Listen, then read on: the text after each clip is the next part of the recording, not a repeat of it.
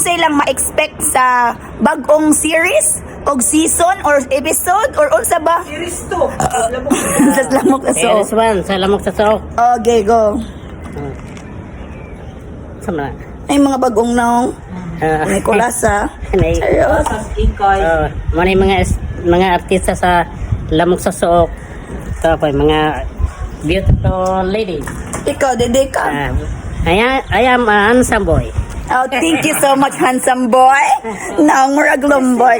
So, this is the most awaited part because the parking lot is already full but he's already charged. So, right now here is the Agustinian folks of the Dominican Republic. So, what can you say? All aboard your fans in the Europe.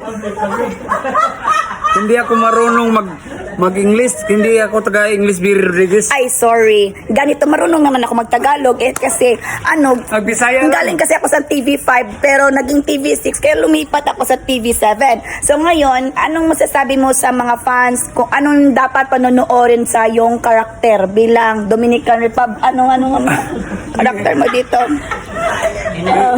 Sa totoo, nandito na ako sa lamok sa suok.